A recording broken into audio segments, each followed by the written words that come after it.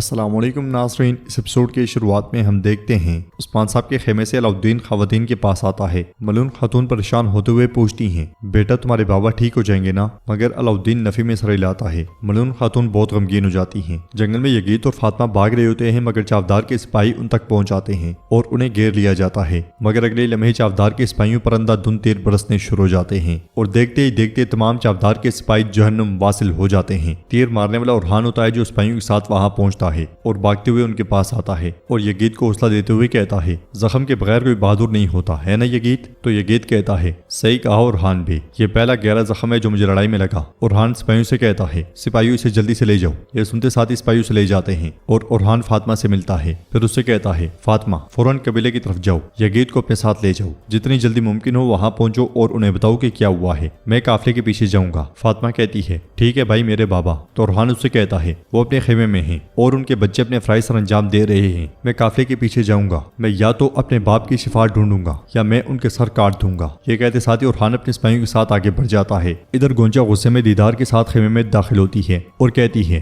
ماں انہوں نے مجھے بولنے بھی نہیں دیا۔ تو دیدار کہتی ہے، وہ نیلوفر کو ناپسند کرتی تھی، اب وہ اس کا دفاع کر رہی ہیں، اگر عثمان سردار فوت ہو گئے تو اس قبیلے میں ہلچل مچ جائے گی، اگر انہوں نے پہلے ہی یہ کام شروع کر دیا ہے۔ گونجا کہتی ہے، دیدار خاتون اللہ انہیں زندگی دے، مگر دیدار کہتی ہے، ملعون کا کہنا ہے کہ وہ اپنے بچوں سے یکساں پیار کرتی ہے، لیکن وہ اورحان کو اس پوسٹ پر دیکھنا چاہتی ہے اور وہ نیلوفر کے لیے ریاست کے ماں کا عہدہ تیار کر رہی ہے۔ گونجا کہتی ہے، علاؤالدین سرداری کا حقدار ہے، تمام صدران یہ بات بخوبی جانتے ہیں، اس کے علاوہ بابا بھی یہی چاہتے ہیں۔ دیدار کہتی ہے، ٹھیک ہے لیکن دیکھو، اس نے موقع ملنے پر کہا وہ اپنے بچوں کی نسل کی بات کرتی رہتی ہے، اس نے یہ تمہارے لیے کہا، میں تمہیں بتا دوں کہ اس لیے وہ شروع سے ہی علاؤالدین کی شادی کسی اور سے کروانا چاہتی تھی تاکہ اورحان ہی اس قبیلے کا اکلوتا وارث لگے، کیونکہ ملعون جانتی ہے کہ تم ایک دوسرے سے کتنی محبت کرتے ہو۔ کیا وہ نہیں جانتی کہ علاؤالدین پوسٹ کے لیے بھی تمہاری اجازت کے بغیر شادی نہیں کرے گا؟ کچھ دیر سوچنے کے بعد گونجا کہتی ہے، میں اس کھیل کو برباد کر دوں گی دیدار خاتون، چولپان کو یہاں بلاؤ، میں اسے بات کروں گی۔ دیدار خوش ہوتے ہوئے کہتی ہے، میں جانتی تھی کہ تم یہ فیصلہ کرو گی، میں نے اسے پہلے ہی بلا لیا تھا، وہ آج آ جائے گی۔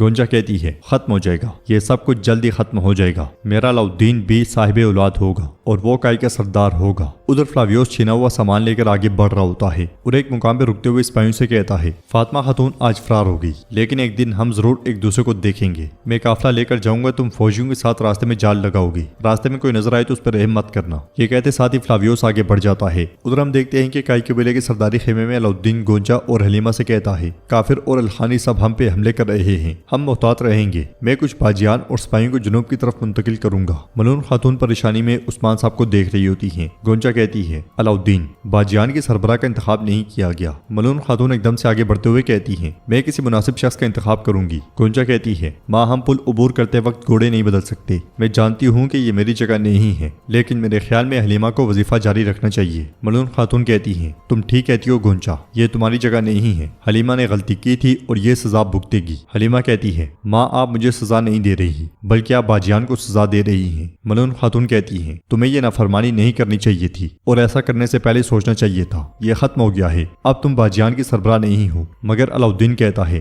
بس میں آپ کی باتوں کا احترام کرتا ہوں لیکن ابھی نہیں ماں، ابھی نہیں، اس وقت نہیں جب دشمن ہمارے دروازے پر ہوں، ان مسائل سے نجات پانے کے بعد آپ اسے سزا دے سکتی ہیں۔ ملعون خاتون غصے سے کہتی ہیں، تم کب سے میرے فیصلوں پر سوال اٹھانے اور مخالفت کرنے لگے؟ کیا تم اپنی ماں کو نظر انداز کر کے اپنا فرض ادا کر رہے ہو؟ علاؤالدین کہتا ہے، میرا حکم حتمی ہے، ہم اب انتظار اور بحث نہیں کر سکتے۔ حلیمہ دوبارہ باجیان کی سربراہ ہوگی، یہ انتہائی باصلاحیت باجیان کو اکٹھا کرے گی اور اپنا فرض ادا کرے گی۔ ملعون خاتون کہتی ہیں، تم نے وہ نظم و ضبط برباد کر دیا جو میں نے کئی سالوں سے قائم کیا ہے علاؤالدین۔ جواب میں علاؤالدین کہتا ہے، قبیلے میں نظم و ضبط آپ کے سپرد ہے ماں۔ پھر پوچھتا ہے، نیلوفر کہاں ہے؟ اور گونجا اب تعمیرات کی ذمہ دار ہے، نیلوفر کو کہیں کہ یونانی آگ کی تیاری جلد از جلد کرے، ہم سب مل کر دشمن کے خلاف اپنی سرزمین کا دفاع کریں گے، میں اپنے بابا کا خیال رکھوں گا۔ جنگل میں اورحان سپاہیوں کے ساتھ مسلسل گھوڑا دوڑا رہا ہوتا ہے کہ اس میں فلاویوس کے سپاہی نکل کے ان کے سامنے آ جاتے ہیں اور ایک کہتا ہے، اورحان تم کبھی بھی اس قافلے کو نہیں پکڑ پاؤ گے۔ تو اورحان کہتا ہے، کیا واقعی؟ اورحان گھوڑے پہ بیٹھا رہتا ہے، اس کے ساتھی گھوڑے چھوڑتے ہیں اور کافروں پہ ٹوٹ پڑتے ہیں، وہ آنن فانن انہیں کاٹتے ہی چلے جاتے ہیں۔ بولنے والے کو کرخلیل مارنے ہی لگتا ہے کہ اورحان اسے روک دیتا ہے اور گھوڑے سے اترنے کے بعد اس کے پاس آتا ہے۔ اورحان کو آتا ہوا دیکھ کر بلبان اور کرخلیل اس سپاہی کو خوب ڈراتے ہیں۔ اورحان اس کا چہرہ دیکھتے ہوئے کہتا ہے، تم چاودار سے نہیں ہو، بتاؤ تم کون ہو؟ وہ نہیں بولتا، اورحان اسے مارنے ہی لگتا ہے تو وہ ایک دم سے بول پڑتا ہے، رک جاؤ فلاویوس نے ہمیں یہاں بھیجا گیا ہے۔ اورحان پوچھتا ہے فلاویوس یہاں کیا کر رہا تھا؟ تو سپاہی کہتا ہے وہ قافلہ چاودار قبیلے کی طرف بھیجے گا۔ وہ قبیلہ تیمورتاش کا ٹھکانہ ہے۔ کراسک گرمیان اور کرمان اوغلوں کے دستے وہاں جائیں گے۔ معلومات حاصل کرنے کے بعد اورحان آگے بڑھتا ہے مگر ایک دم سے پلٹ کے اس کا کام تمام کر دیتا ہے۔ پھر کہتا ہے وہ مل کر کام کرتے ہیں، ہم اس کے بارے میں جانتے تھے لیکن ہمیں نہیں معلوم تھا کہ وہ مل کے لڑیں گے۔ کراخلیل کہتا ہے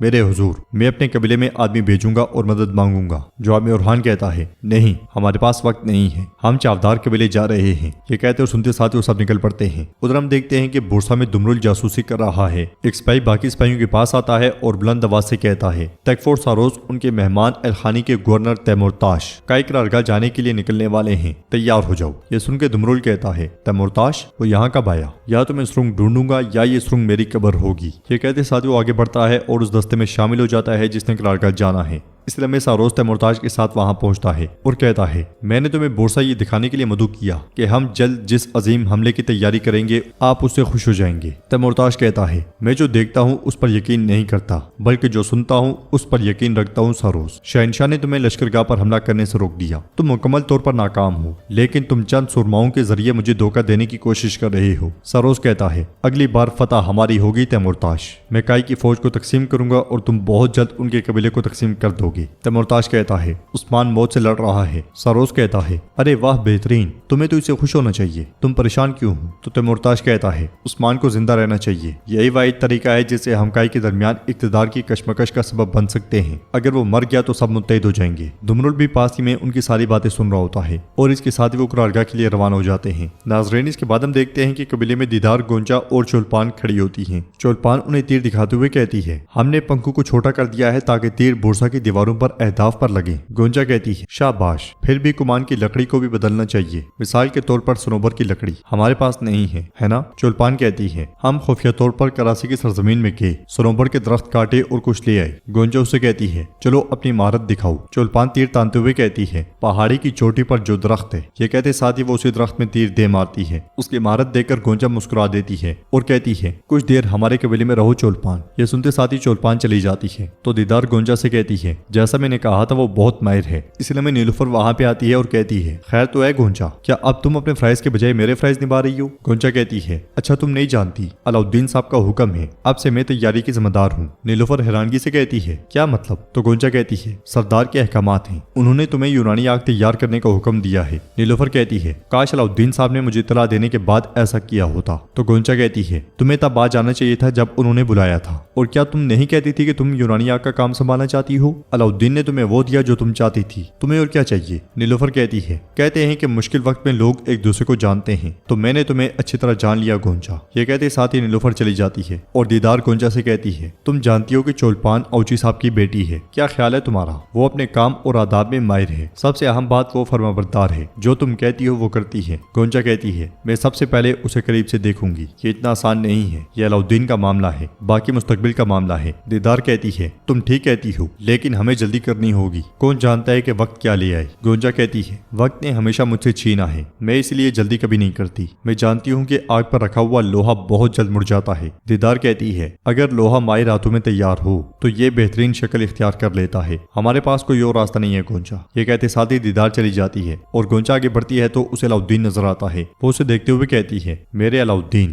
میرا دل جل رہا ہے اور میں یہ آگ اپنے ہاتھوں سے بھڑکا رہی ہوں، تمہارے لیے، صرف تمہارے لیے۔ جنگل میں اورحان سپاہیوں کے ساتھ مسلسل آگے بڑھ رہا ہے۔ کچھ دیر آگے بڑھنے کے بعد اس کی نظر نیچے سے گزرنے والے فلاویوس پہ پڑتی ہے۔ کراخلیل کہتا ہے فلاویوس بیس بدل کر آیا ہوا ہے، تو اورحان کہتا ہے چاودار قبیلہ قریب ہی ہے، اطراف میں جال ہو سکتے ہیں، اگر ہم بے نقاب ہو گئے تو ہم کامیاب نہیں ہو سکتی، ہم پیروی کریں گے، ہم خاموشی سے جائیں گے۔ یہ کہتے ساتھ ہی وہ اس کا پیچھا شروع کر دیتا ہے۔ قرارگاہ میں شہنشاہ سپاہیوں سے کہتا ہے اپنے گھروں اور خاندانوں میں واپس جانے کا وقت قریب ہے میرے سپاہیوں، بورسا کو عثمان صاحب کی خاطر فتح کرنا تمہارے ساتھ مل کر پتھر پہ پتھر اور جسموں کو سرو کے بغیر چھوڑنا میرے کندھے کا بوجھ ہے۔ یہ سنتے ساتھ ہی سپاہی تلواریں لہراتے ہوئے کہتے ہیں شہنشاہ صاحب زندہ باد، شہنشاہ صاحب زندہ باد۔ شہنشاہ مزید کہتا ہے عثمان صاحب اور ان کی جگہ نائب مقرر ہونے والے علاؤالدین صاحب کے لیے بورسا کو فتح کرنے سے زیادہ اہم کوئی چیز نہیں ہے، اور اس مبارک راستے میں ایک طرف جیر کتائی صاحب، دوسری طرف برہان صاحب موجود ہیں۔ یہ سنتے ساتھ ہی سپاہی ایک بار پھر عثمان صاحب زندہ باد، علاؤالدین زندہ باد کے نعرے بلند کرتے ہیں۔ پھر شہنشاہ اوچی سے کہتا ہے اپنے سپاہیوں کے ساتھ بورسا کے ارد گرد شہر کی دیواروں کے سب سے کمزور مقامات کو تلاش کریں۔ پھر سردار سنگر سے کہتا ہے خام مال کو قیمتی اشیاء میں بدلنے کے لیے آپ ذمہ دار ہوں گے، آپ اور خان صاحب کے زمانے میں ٹوٹی ہوئی تمام خراب شدہ منجنیق مرمت کریں گے۔ ہم بازنطین پر بورصہ کو اتنی سختی سے جلا دیں گے کہ وہ ازنیک اور ازمت دونوں کو چھوڑ کر خود اپنے ہاتھوں سے ہمارے حوالے کریں گے۔ تو ناظرین، اس کے ساتھ یہ ایپیسوڈ بھی اختتام پذیر ہوتی ہے۔ ویڈیو پسند ہے تو لائک کر دیں، شیئر کر دیں، سبسکرائب نہیں کیا ہوا تو سبسکرائب کرنے کے ساتھ ساتھ گھنٹی والے آئیکن کو دبانا مت بھولیں۔ ملتے ہیں انشاءاللہ نیکسٹ ویڈیو میں، تب تک کے لیے رکھیں اپنا اور اپنوں کا بہت زیادہ خیال۔ اللہ نگہبان۔